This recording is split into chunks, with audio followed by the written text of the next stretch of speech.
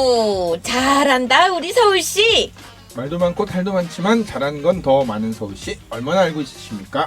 서울시와 팟빵이 함께 제작하는 일단 서울시 쉴드 팟캐스트 시청 뒷골목 시즌 2.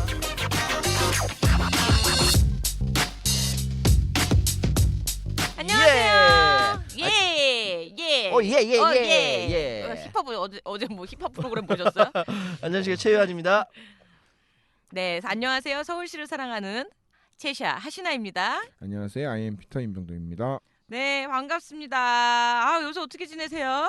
아이고, 나는 지금 요즘 진짜 새벽 일어나서 방송하느라고 목까지 이렇게 잠겼잖아. 봐.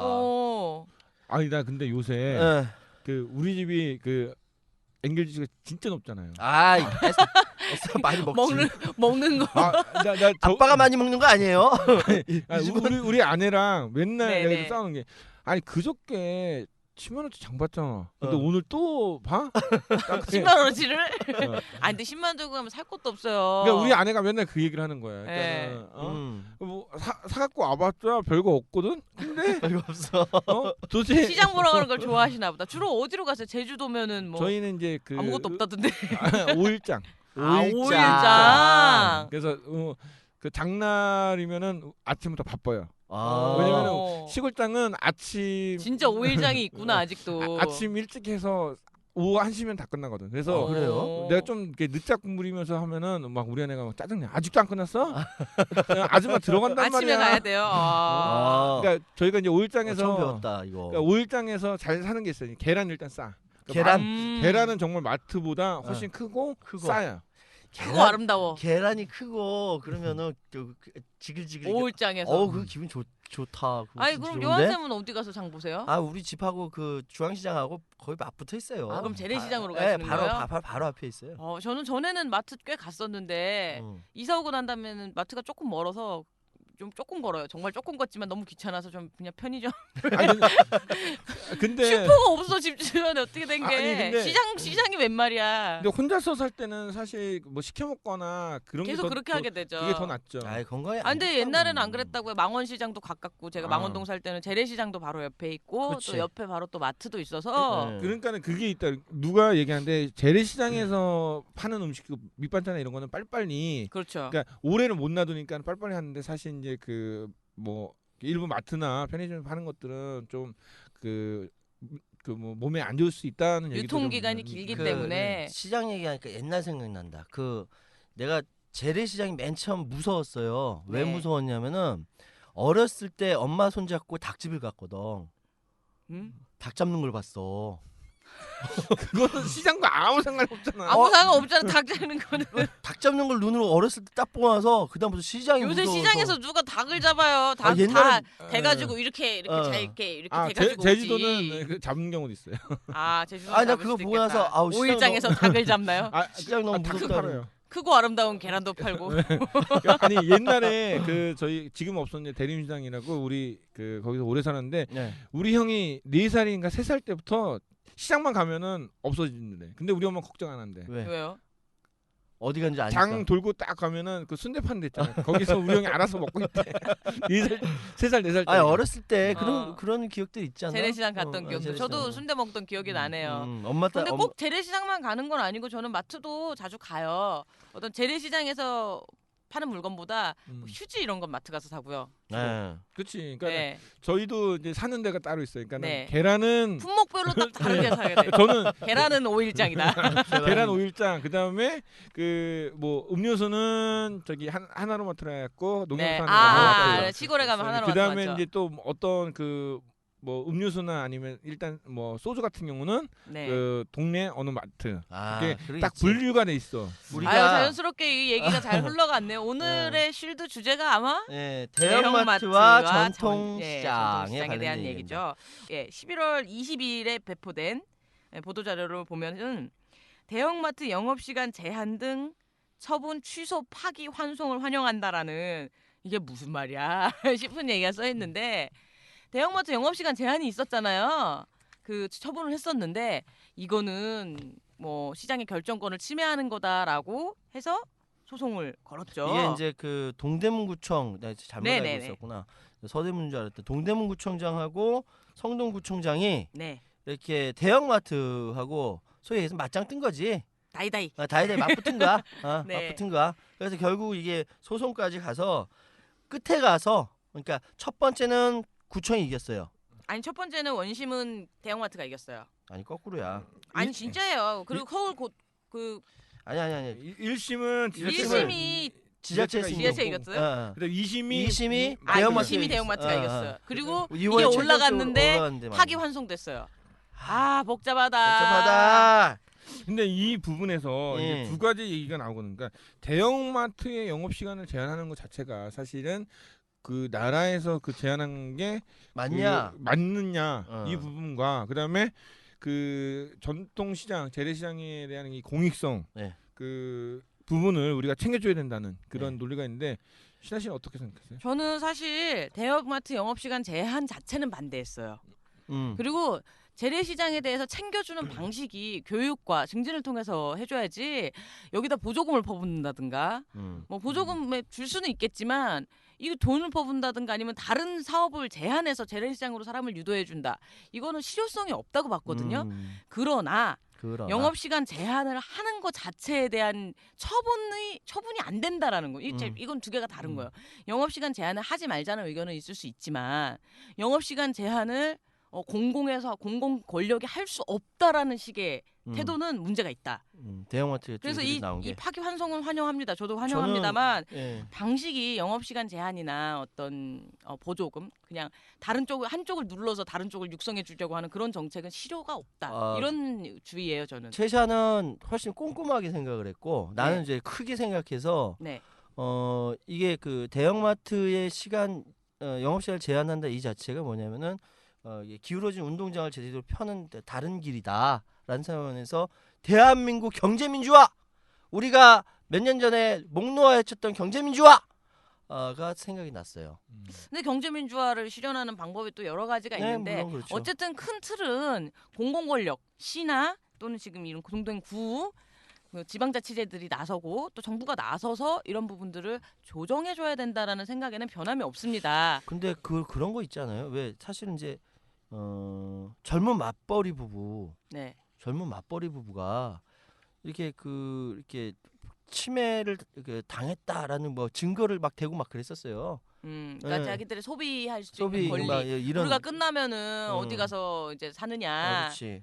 근데 사실 살 데가 없기 때문에 퇴근 시간도 이제 빨라지고 이런 식으로 사회가 점점 바뀌어야 되는 거 아닙니까? 예. 퇴근하고 24시간에 가서 사고 그렇게 빡빡하게 사는 게 정상은 아니에요. 지금 우리가 사회가. 그러니까 저는 이게 영업 시간 제한 이런 그 것보다는 네. 그 전통 시장의 그 자생력을 좀 높여줄 필요가 있다고 그렇죠. 생각해요. 저도 그렇게 생각하거든요. 왜냐면은 시골 오일장이라고 다 좋은 건 아니에요. 네, 일부 맞아요. 품목들은 다 공산품으로 갖고 와서 파는 경우도 있고 제가 오일장 가면 좋은 것 중에 하나는 뭐냐면은 정말 오일장에 할머니들이 나와서 팔아요. 할머니들. 그러니까 이게 뭐냐면 할머니들은 그 전통 재래시장과 좀 틀린 게 뭐냐면 할머니들은 때마다 매일 나오는 게 아니라 자기가 뭐 팔릴 물건이 있으면 나오고 그러니까 이런 부분이라서 좀 많이 틀리기 때문에 비교할 수는 없지만은 재래시장에 좀 불편한 게 있죠. 주차장. 그리고 그런 것도 있고 재래시장 가면은 왠지 그 안 살 거면 꺼져 이런 약간 느낌들이 있는 그러니까 재래시장이 불친절한. 있죠. 또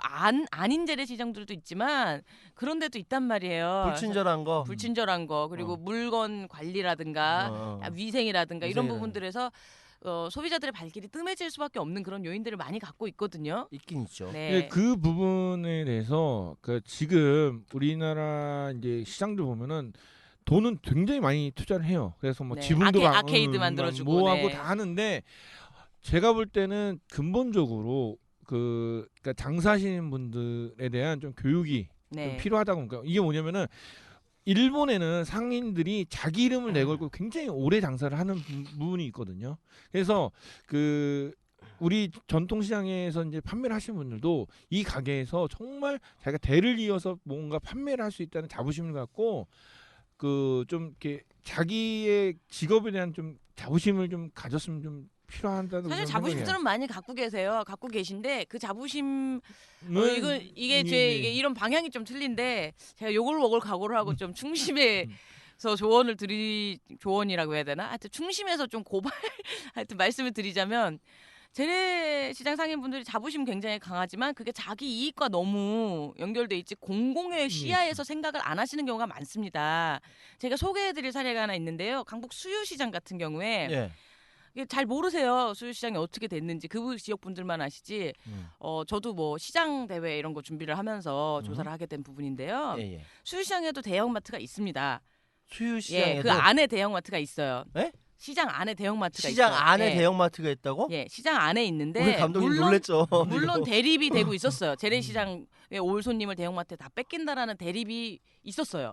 있었는데 잘 합의를 했습니다. 여기는 어떻게 합의를 했냐면 대형마트는 주차장을 갖고 있잖아요. 설비가 다 돼 있잖아요. 네. 재래시장 이용 고객에게도 주차가 내준 거야. 예, 내줍니다. 주차권이 발급되는 거예요. 그리고 품목을 살짝 변경을 해서 서로 대형마트하고 예, 재래시장하고 재래시장하고 서로 그래서 쇼핑 코스가 됐어요. 재래시장 재래시장 들렸다가 뭐뭐뭐 사고 대형마트 가서 쫙 가서 나오고 그러고 차 끌고 나오는 차 거죠. 차 주차하고 재래시장 들렸다가 대형마트 들렸다가 차 끌고 나가는 이런 식으로 돼서 서로 이벤트도 같이 하고요. 괜찮네. 예, 또 여기 협의가 굉장히 잘 돼 있어요. 이런 게 모범 사례거든요. 물론 그거는 시장 중앙에 마트가 있기 때문에 마트가 굉장히 구조적으로 이렇게 모든 시장 상인들이 사랑하는 그런 정말 너무 좋은 케이스죠. 근데 제가 이 케이스를 사실 옛날에 네. 모 정당 모임에 가서 얘기를 했어요. 네. 그때 합정 홈플러스 때문에 싸우고 있었거든요. 네. 그래서 그걸 어떻게 뭐 지역 상인들을 돕겠느냐 이러고 현수막을 걸자 뭐 어떻게 또 막 이런 얘기를 하고 있는데 제가 이거를 정당에서 나서서 사실 정당이 할 수 있는 일이 뭐냐 예. 구체적 자료와 이런 걸 대고 상인들은 당연히 자신의 이익을 위해서 싸우실 수밖에 없고 중간 조정자 역할을 누가 해줘야 되지 않느냐 시가 됐든 정부가 됐든 아니면 정당이 됐든 이 공적인 거잖아요. 공적인 단체들이 해줘야 된다 지역에서. 그럼. 근데 이런 강북 수유시장의 사례를 아느냐 했더니 아는 사람 한 명도 없는 거예요. 진짜 거짓말하고 한 명도 없었어요. 강북 수유시장의 사례를. 그럼 대형마트와 그 재래시장 상인들의 어떤 대립이 발생했을 때 다른 지역에서는 어떻게 처리되고 있으며 뭐 세계적으로는 어떤 사례가 있으며 이런 것들이 좀 알려져야 되지 않겠는가 이런 저는 갑갑함을 느꼈어요. 결국은 합정원 플러스는 타결이 잘 됐습니다. 예. 원만히 뭐 그 역 앞에 있는 홈플러스를 철수하고 뭐 이런 방식으로 처리가 됐는데 철수한 자리에 또 대형마트 들어왔더라고요. 이제 프랜차이즈가 아닌 마트가 또 들어와서 24시간이요 거기도. 미치겠다. 뭔지 모르겠다 이거는 나는. 저는 그러니까 영업 시간 제한보다도 실제적으로 지금 대형마트 내부에서 벌어지고 있는 어떤 그렇죠. 근로 카트.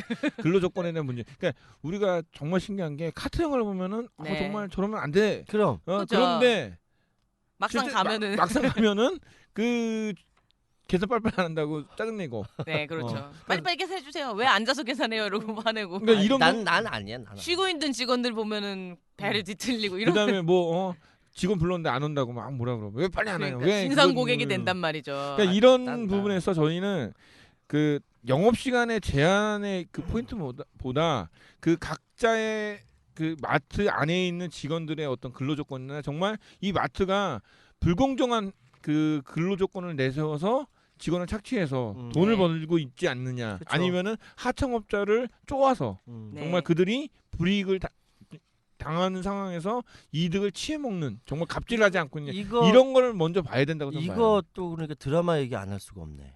선고? 송곳.